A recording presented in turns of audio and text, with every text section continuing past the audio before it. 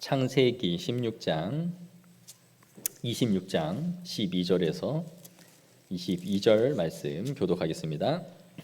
이삭이 그 땅에서 농사하여 그 해에 100배나 얻었고 여호와께서 복을 주심으로 그 사람이 창대하고 왕성하여 마침내 거부가 되어 양과 소가 떼를 이루고 종이 힘이 많음으로 블레셋 사람이 그를 시기하여 그 아버지 아브라함 때에 그 아버지의 종들이 판 모든 우물을 막고 흙으로 메었더라. 아비멜렉이 이삭에게 이르되 내가 우리보다 크게 강성한즉 우리를 떠나라. 이삭이 그곳을 떠나 그랄 골짜기에 장막을 치고 거기 거류하매 그 아버지 아브라함 때에 팠던 우물들을 다시 팠으니 이는 아브라함이 죽은 후에 블레셋 사람이 그 우물들을 메웠음이라. 이삭이 그 우물들의 이름을 그의 아버지가 부르던 이름으로 불렀더라. 이삭의 종들이 골짜기를 파서 샘 근원을 얻었더니 그날 목자들이 이삭의 목자와 다투어 이르되 이 물은 우리의 것이라 하매 이삭이 그 다툼으로 말미암아 그 우물 이름을 에색이라 하였으며 또 다른 우물을 팠더니 그들이 또 다툼으로 그 이름을 신나라 하였으며 함께 읽겠습니다.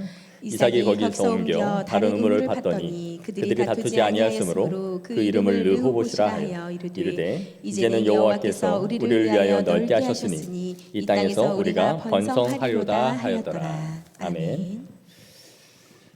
시대마다 한 걸음씩 앞서가는 사람들이 있습니다. 다른 사람들이 생각하지 못한 것을 그 사람이 먼저 생각하고 또 그 생각을 상업화하여 많은 부를 이루는 사람들이 있죠. 많이 앞서가서도 안 됩니다. 너무 앞서가면 그 사람의 생각을 그 시대가 따라가지 못하죠. 그래서 어떤 사람은 그 전에 그것들을 출시했지만 결국은 시대가 따라가지 못하여 성공하지 못하는 사람이 있습니다. 그러나 반복, 한 걸음씩 앞서가는 그런 사람들, 그래서 그것을 상업화하고 아이디어를 가지고 부를 이루는 사람들이 있죠. 우리는 그 사람들을 소위 난 사람들이다 이렇게 말할 겁니다. 어떻게 보면 이 세상 사람들이 볼 때에 이삭은 그 시대에 난 사람이 아니었을까 하는 생각을 하게 돼요. 흉년이 들어서 살 길을 찾아서 그랄로 갔는데 그곳에서 농사를 지어 100배의 여실을 맺었습니다. 단 한 번도 농사를 지어본 경험이 없는 이 이삭이 그랄이라는 곳에서 첫 농사를 지어서 100배의 결실을 맺었다는 것은 엄청난 부를 이루었던 것이고 또 세상에서 성공을 거둔 거죠. 그리고 13절에서 14절에 보시면 그 사람이 창대하여 왕성하여 마침내 거부가 되어 양과 소가 떼를 이루고 종이 심이 많았다라고 기록합니다. 사람이 많아지고 양과 소가 떼를 이루고 또 노동의 그 농사의 결실을 맺는 것, 오늘날로 말하면 주식이면 주식, 부동산이면 부동산, 회사 운영이면 운영, 하나도 빠짐없이 다 성공을 거두었다라는 것과 같은 겁니다. 그런데 성경은 그가 어떤 빼어난 재주가 있었다라고 말하고 있지가 않아요. 이삭이 흉년이 들어서 그랄로 갔는데 그랄이라는 땅에 가면 반드시 자신이 성공을 할 수 있다라는 어떤 선견지명이 있어서 그랄로 가야겠다라고 해서 그곳으로 간 것이 아니죠. 처음에 그는 여느 사람들과 같이 애굽으로 가려고 했습니다. 애굽에 가야 이 흉년을 견딜 수 있을 것이다 생각한 거죠. 그런데 애굽으로 가는 길을 하나님이 막으셨죠. 그래서 그는 단순히 아버지가 머물렀던 그랄 지역으로 갔고 그곳에서 농사를 지었을 뿐입니다. 그런데 이곳에서 100배의 결실을 맺게 된 것이죠. 성경은 이 모든 것이 12절에 말씀하는 것처럼 여호와께서 그에게 복을 주신 결과임을 말씀해주고 있는 겁니다. 마치 되는 사람은 뭐가 돼도 다 되는 것처럼 그가 손만 대는 것마다 모든 것이 다 흥하고 있음을 보여주고 있는 것이죠. 세상은 운과 희귀 그리고 마치 그가 가진 재능 이런 것을 성공의 비결로 찾아냅니다. 그래서 누군가가 큰 부를 이루고 대단한 성공을 거두면 꼭 책을 내죠. 그래서 자신이 운과 때를 볼 수 있는 그 시야, 그 사람들은 뭐가 우리보다 남달랐을까 하면서 수많은 개발서들이 나오고 있는 것이 현실입니다.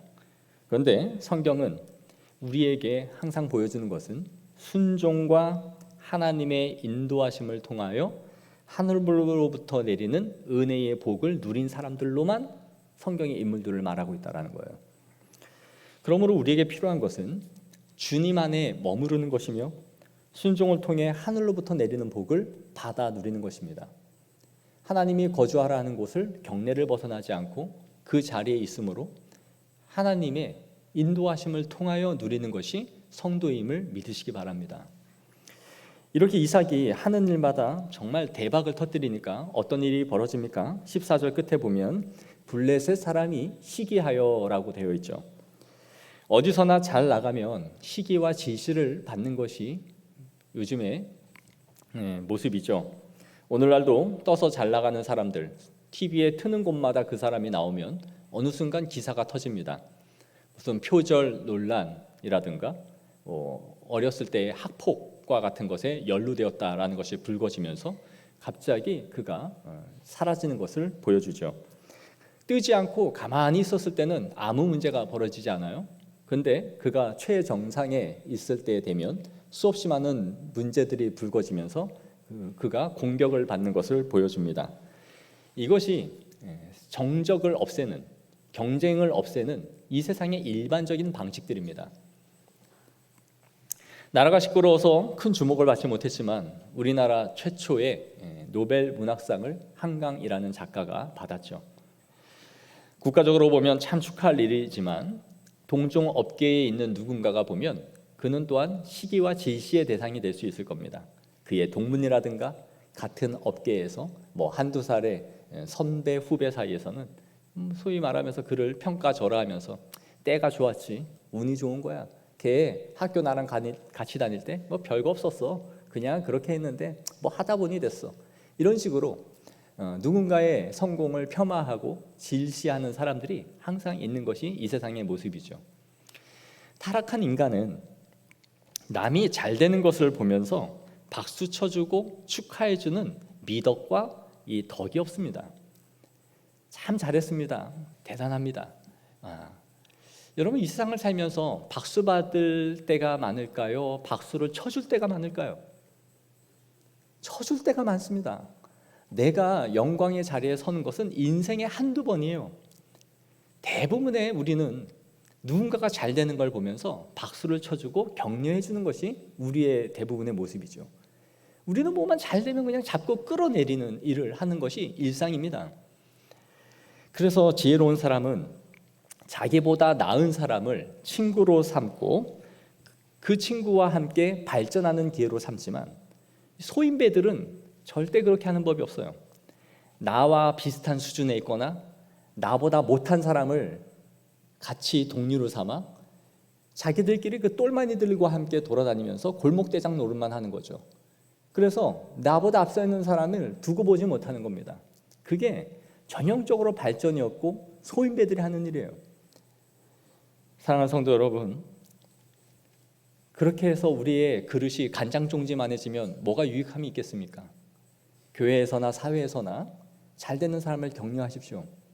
그가 잘 되는 것이 그를 통해 내가 같이 잘 되는 것입니다. 교회에서 누군가가 잘하면 그것을 시기하고 질시하는 것이 아니라 격려하여 세우며 교회가 함께 커나가는 교회가 되어지기를 소망합니다.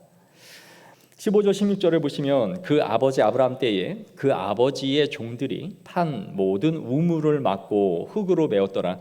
아비멜렉이 이삭에게 이르되 내가 우리보다 크게 강성한즉 우리를 떠나라. 급기야 블레셋 사람들이 어떻게 해요?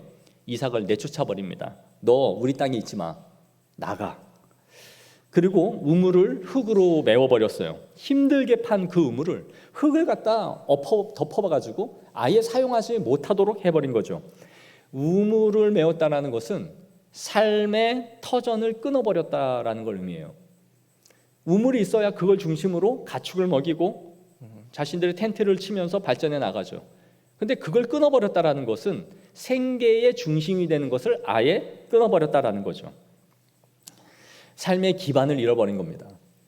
자, 이렇게 쫓겨난 이삭은 어떻게 합니까? 17절에 이삭이 그곳을 떠나 그랄 골짜기에 장막을 치고 거기 거류하며, 이제 평지가 아니라 어디로 갔어요? 골짜기로 갔습니다. 척박한 곳으로 밀려 올라갔다라는 것을 보여주는 것이죠. 그래서 그가 그곳에서 제일 먼저 한 게 뭡니까? 우물을 파는 것이었어요.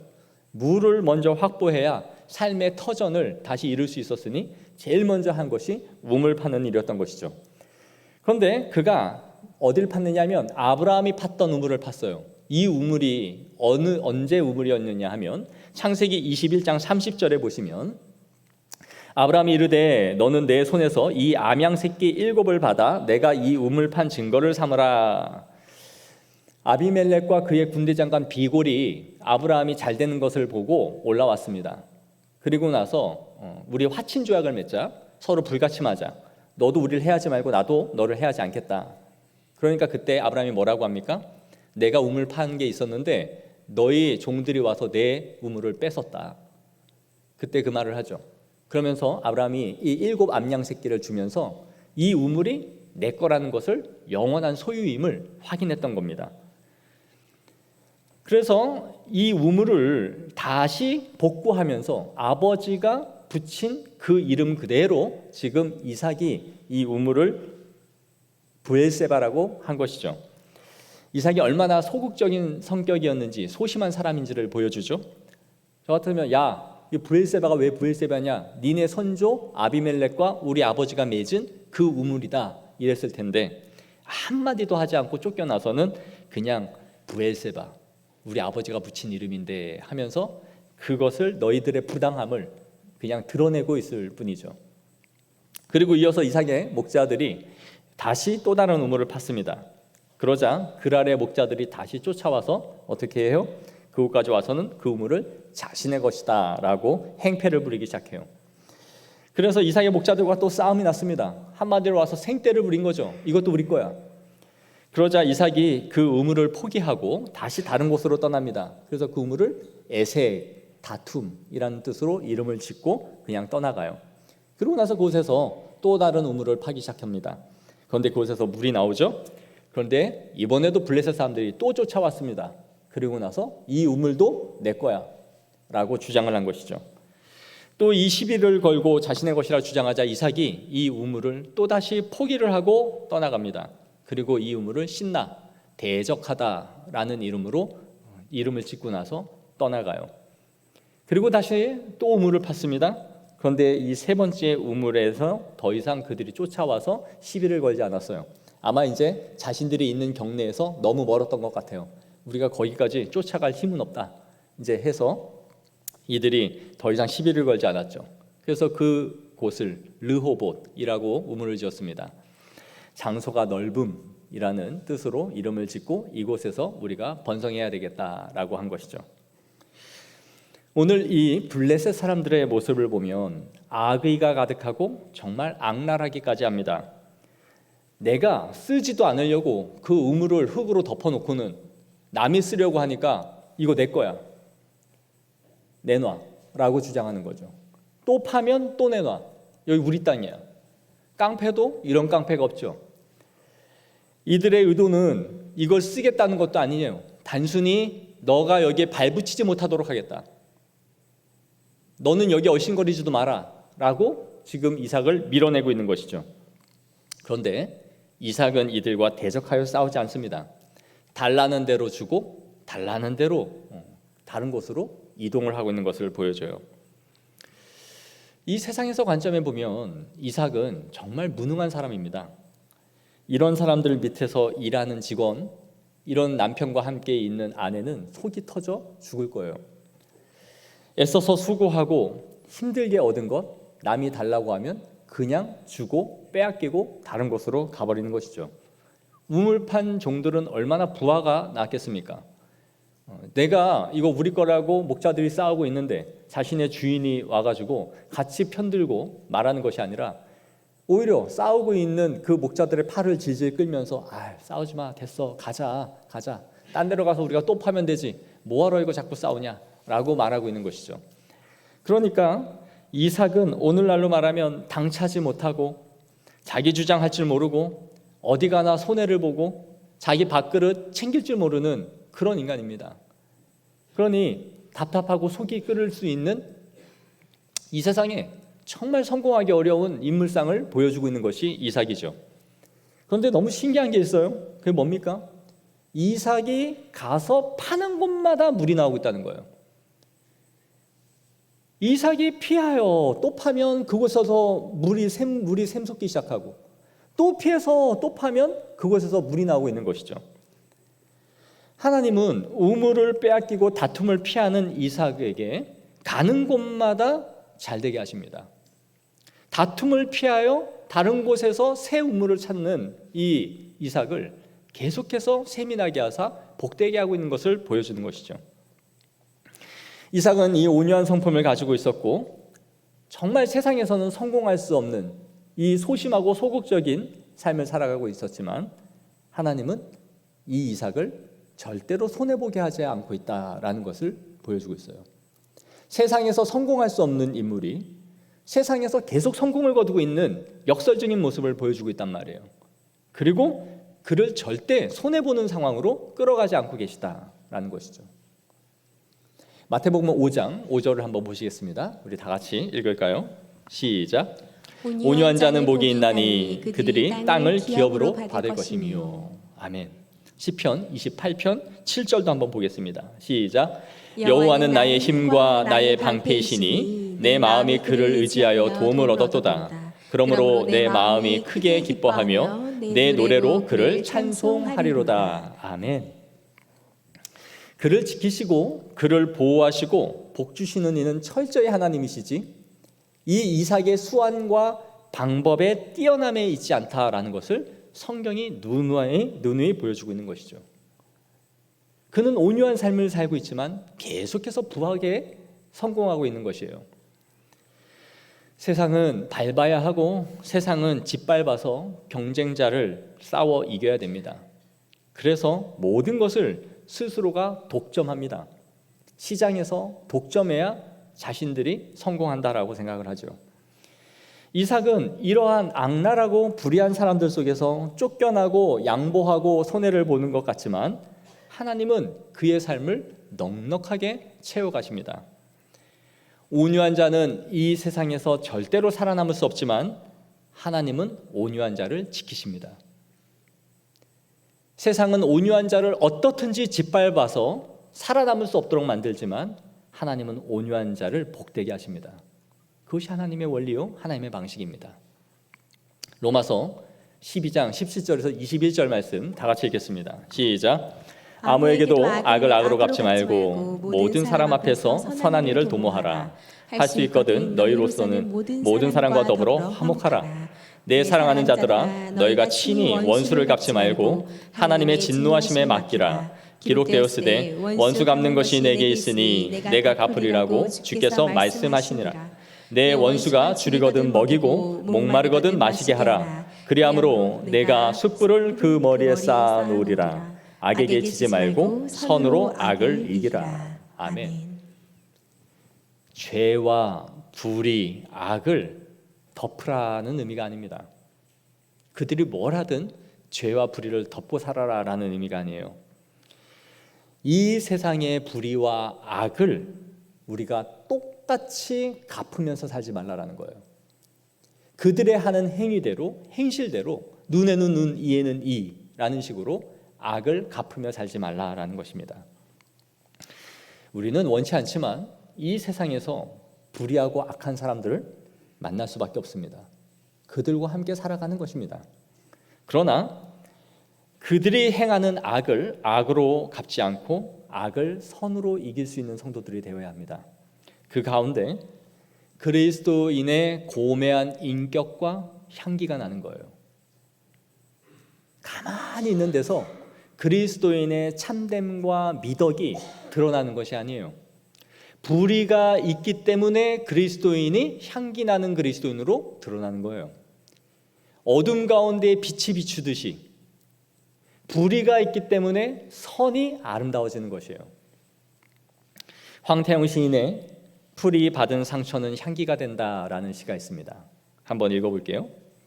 풀의 향기에는 살을 내는 아픔이 숨어 있다. 그러나 풀은 말하지 않는다. 그저 조용하게 향기로 미소 지을 뿐이다. 상처는 다 아픔과 도끼가 되는 줄 안다. 그러나 향기가 되는 상처도 있다. 상처가 향기가 되면 가슴 저린 아름다움이 묻어난다. 상처받은 풀이 내뿜는 향기는 상대를 감동시키고 취하게 한다. 낭랑한 목소리로 읽으니까 은혜가 되지요. 잠도 오고. 사랑하는 성도 여러분, 우리 교회가 향기로운 교회 아닙니까? 향기 나는 성도들이 돼야 됩니다. 온실 속의 화초에서는 향이 진하지 않아요. 향은 바람이 불어 꽃을 흔들어야 됩니다. 향나무는 상처기가 나야 그 안에서 진액으로 향이 나는 것이에요. 바람이 불어 흔들릴 때 바람에 실려 향기가 나는 것이죠. 상처가 나고 풀이 짓이겨져서 으깨져야 그 냄새가 진하게 흘러나오는 것이죠. 주변에 악한 사람들과 살아가면서 저들과 사니 나는 이럴 수밖에 없다. 세상이 나를 이렇게 악하게 만든다. 그거는 우리의 변명이 되지 못합니다. 저들이 나를 이렇게 만들었다. 저들과 살려면 난 더 독해지고 악해져야 된다. 그건 우리의 변명이 될 수 없습니다. 우리는 상처 속에서 이 은혜의 바람을 타고 그리스도의 향기가 날리는 성도들이 되어야 하는 줄 믿습니다. 그들이 우리의 몸에 상체기를 내지만, 우리가 짓이겨지지만 그 풀잎이 짓이겨짐을 통하여 그 안에서 아름다운 향기가 나오는 성도들이 되어야 됩니다. 사실 이삭이 우물을 판 이 브엘세바라는 곳이 어디입니까? 앞서 말씀드린 것처럼 아브라함 자신의 아버지 아브라함이 아비멜렉과 화친을 맺었던 그 언약의 장소였습니다. 아브라함이 강성이 지니까 아비멜렉이 그때에도 와서 빼앗고 그를 몰아냈습니다. 그런데 아브라함이 하는 일마다 너무 잘 되니까 군대 장관 비골과 함께 올라와서는 우리 서로 불가침 조약을 맺자라고 말한 거예요. 아브라함은 이때 자신의 우물을 빼앗긴 사건을 말하면서 암양 새끼 7마리를 주고 이 우물을 내 거라는 것을 확인했습니다. 이것이 영구히 내 소유다라는 것을 확인한 거죠. 그런데 그의 아들 이삭의 때에 와서 이 맹약이 효력이 있습니까? 없습니까? 한 대도 지나지 않았는데 바로 그 다음 대에 와서 아무런 효력을 발휘하지 못하고 있는 것을 보여주고 있죠. 여기서 우리가 무엇을 알 수 있습니까? 사람과의 관계는 절대 그 어떤 것도 영원히 보장해주고 영원한 관계는 없다라는 거예요. 많은 사람들이 가장 친한 지인에게 사기를 당하는 일들을 경험합니다. 친구에게, 오래 알았던 그 사람에게 돈을 떼먹기도 하고 사기를 당하기도 하고 보증을 잘못 써서 돈을 날리기도 합니다. 그 아픔과 상처가 굉장히 깊어요. 더 심하게는 가족들에게까지 당하죠. 우리가 잘 아는 전 골프 선수 박세리 씨도 그의 아버지를 문서 위조 혐의로 고소했다라는 소식을 들었어요. 아버지가 빚을 자꾸 지니까 그것을 메꾸기 위해서 딸의 집 문서를 갖다 준 거죠. 근데 자신은 집을 내놓은 적이 없는데 자꾸 집이 팔려나갈 위기가 몇 번이 찾아오니까 알고 보니 그 문서 자체가 위조였던 거죠. 그가 아는 또 박송웅 씨도 그의 친형에게 10억 넘는 돈을 횡령을 했죠. 그래서 가족들 전부가 의절했습니다. 모든 걸 끊고 혼자 살아가고 있는 것이죠. 아브라함은 인간의 관계가 이것을 이렇다라는 것을 너무나 잘 알았던 사람이에요. 그래서 아비멜렉과 이 화친 조약을 맺은 이후에 그가 한 행동이 무엇이었습니까? 아브라함은 브엘세바에 에셀나무를 심고 거기서 영원하신 여호와의 이름을 불렀다. 이게 뭘 의미합니까? 아비멜렉과의 맹약이 나의 삶을 보장하는 것이 아니라 하나님만이 영원하다라는 것을 고백한 것이죠. 하나님이 나를 지키고 하나님과 맺은 언약만이 이것이 영원하다. 사랑하는 성도 여러분, 사람을 사람으로 대하십시오. 사람을 사람으로 대하세요. 사람을 사람으로 대한다는 것이 무엇입니까? 사람을 의지의 대상으로 삼는 것이 아니라 사람은 사랑의 대상일 뿐입니다. 사람은 의지하는 대상이 아니에요. 사랑할 대상일 뿐이에요. 사람을 믿지 말라는 것이 아니며 사람과 관계를 맺지 말라는 것이 아닙니다. 사람은 사귀어봐야 소용이 없다. 그렇게 회의적으로 사람에게 등을 지고 살아가는 것을 말하지 않아요. 우리는 사람과 사귀어야 되고 그들과 함께 걸어가야 됩니다. 그러나 그 사람을 의지하지는 않습니다. 절대 의지하지 마십시오. 우리가 하나님보다 누군가를 더 의지한다면 하나님은 그 사람을 끊음으로써 우리에게 아픔을 통해 영원하신 하나님을 보게 할 것입니다.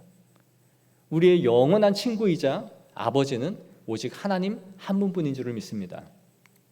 그분만이 우리의 소망이며 우리의 관계에 끊어지지 않는 영원한 분이십니다. 또한 오늘 본문은 이삭이 우물을 파는 이 과정에서 영적인 교훈을 얻을 수 있습니다. 아브라함은 새로운 우물을 파기 전에 그의 아버지 아브라함이 팠던 우물을 먼저 파고 있다라는 것입니다. 이삭은 맨 땅에서 시작하지 않아요. 아브라함이 팠던 이 우물에서 시작을 하고 있습니다. 자신의 아버지가 머물렀던 곳, 그가 아버지가 있었던 곳을 되살려서 먼저 이 우물을 파는 것이죠. 흙으로 다 메워버려서 이제는 흔적도 없이 사라진 이 우물을 다시 이삭이 파서 복원시키고 있다라는 것입니다. 여러분, 이 시대는 영적인 가뭄의 시대입니다. 말씀이 많이 있지만 다 목마르다라고 말을 해요. 그리고 생수를 필요로 하는 그런 시대입니다. 말씀이 홍수처럼 넘쳐나지만 은혜 받을 말씀이 없다. 그리고 늘 자신의 공고함을 말합니다. 그러면서 그 물을 어디서 파야 할지를 몰라 갈피를 못 잡고 있는 것 같아요. 그래서 우리는 이 시대에 맞는 새로운 방법과 새로운 지혜가 필요하다라고 생각합니다. 좀 더 세련된 것이 없는가? 좀 더 화려한 것이 없는가? 좀 더 이 시대 사람들이 좋아할 만한 것이 없는가? 거기에 찾아 기웃기웃거리는 것이죠. 와, 저 교회는 저런 것도 하는구나. 이 교회는 이런 것도 하는구나. 우리도 이런 것을 해야 좀 더 발전하고 크지 않을까?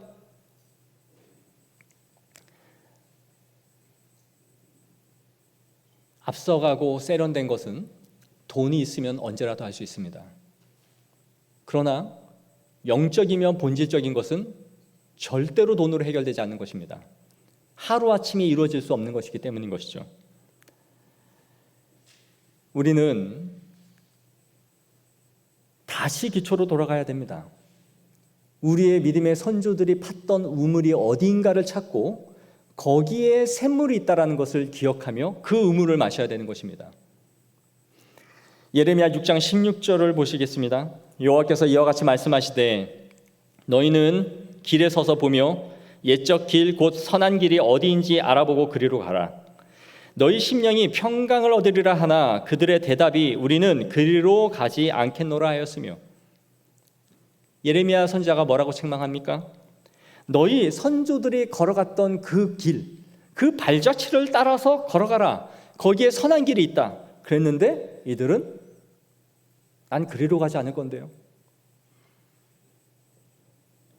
믿음의 선조들이 걸어간 그 길을 거부하고 있는 것이죠. 여러분, 우리 부모들의 세대를 한번 생각해 보십시오. 어떻게 신앙생활을 했습니까? 교회를 건축한다 그러면 열일 제쳐놓고 등짐지고 본인들이 교회에 벽돌을 쌓으려는 사람들입니다. 건축하겠다 그러면 집을 팔아 전세로 돌리고 그 돈을 건축한 사람들입니다. 피와 땀을 교회 위에 다 헌신했습니다. 힘든 일이 있으면 어떻게 반응했습니까? 작정 기도를 먼저 했습니다. 자신에게 고난과 어려움이 찾아오면 금식부터 시작했습니다. 무언가 하나님이 우리에게 말씀하시려고 우리에게 어려움을 주시는가 보다. 그리고 사생결단하여 기도의 자리와 금식의 자리로 들어갔습니다. 오늘날 우리는 말하기를 그렇게 신앙생활을 하는 사람이 어디 있습니까? 그렇게 하라고 금식 선포하면 목사님 교회 다 떠납니다. 그런 신앙생활 방식은 우리 부모 시대에나 하는 것이지 그렇게 무식하게 신앙생활하는 거 아닙니다. 저희 아버지도 목회를 하시면서 힘들면 그렇게 기도원에 올라가셔서 금식을 반복하셨습니다. 일주일이고 열흘이고 무기한 금식을 시작하셨습니다. 어머니와 제가 찾아가서 더 이상 하지 마시고 이제 풀으시라고, 더 이상 버틸 수 없다 하여도 끝까지 금식을 반복하셨습니다. 그리고 밤이면 기도하러 가셨습니다. 항상 아버지가 말씀하셨어요. 너가 나보다 신학도 많이 공부를 했고 성경 지식도 나보다 뛰어난 것은 분명하다. 그러나 목회는 기도를 해야 된다. 목회는 기도를 해야 된다. 그 말을 반복하셔서 말씀하셨어요. 저도 우리 아버지가 판 우물, 그 기도의 우물을 파야겠다라는 생각을 합니다. 우리의 믿음의 선조들이 믿음으로 어떻게 반응했는지를 좀 보고 배우십시오. 새로운 것이 없는가? 새로운 메시지는 없는가? 그런 거에 귀를 기울이는 것이 아니라 우리는 과연 옛 우물에서 우물을 들이키고 있는가? 그 목마를 때마다 우리의 믿음의 선조들이 찾은 그 우물가에서 나는 그 우물을 파고 있는가? 예레미야 선지자는 이스라엘 백성들을 또다시 책망합니다.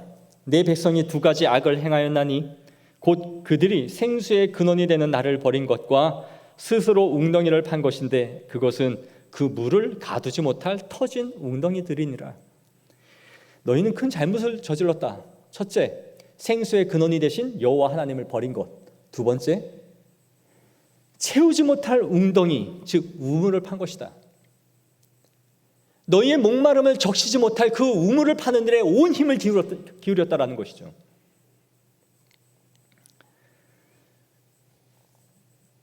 (32절에) 이삭을 보십시오. 그날에 이삭의 종들이 자기들이 판 우물에 대하여 이삭에게 와서 알리어 이르되 우리가 물을 얻었나이다 하매 그가 그 이름을 세바라 한지라. 그러므로 그 성읍 이름이 오늘날까지 부엘세바더라.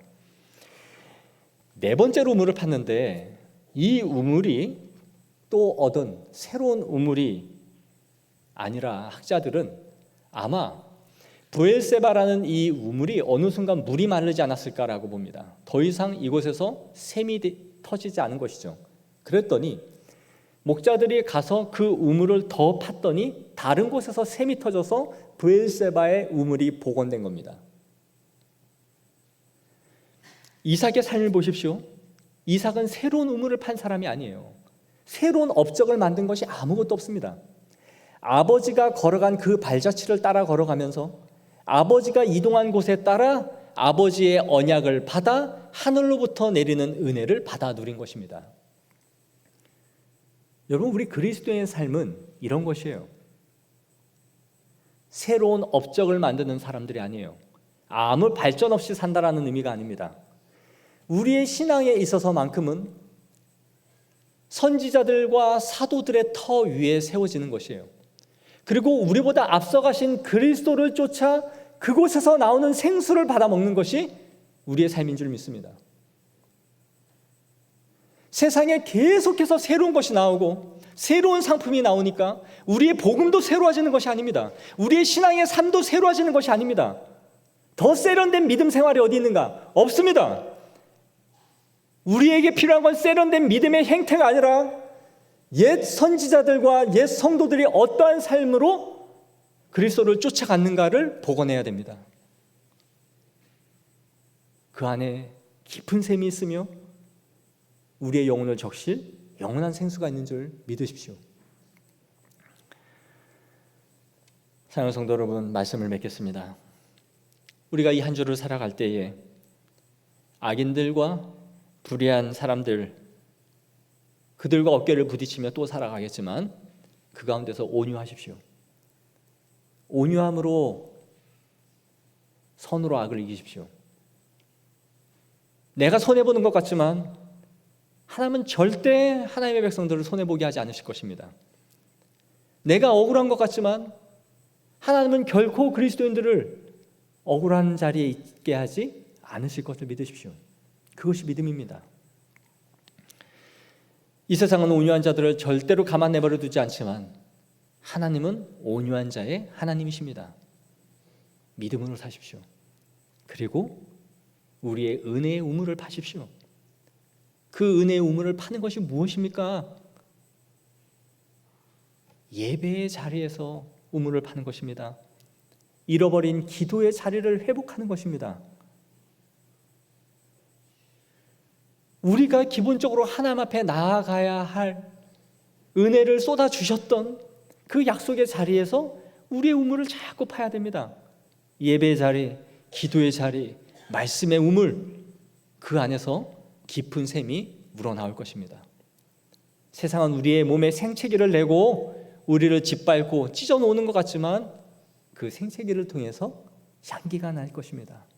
예수 향기가 날 것입니다. 그 은혜의 자리가, 그 생수에서 내가 팠던 그 믿음의 자리에서 우리의 가족과 우리의 직장과 내 영혼에 영원한 우물이 마르지 않게 솟아날 줄을 믿습니다. 기도하겠습니다. 하나님 아버지,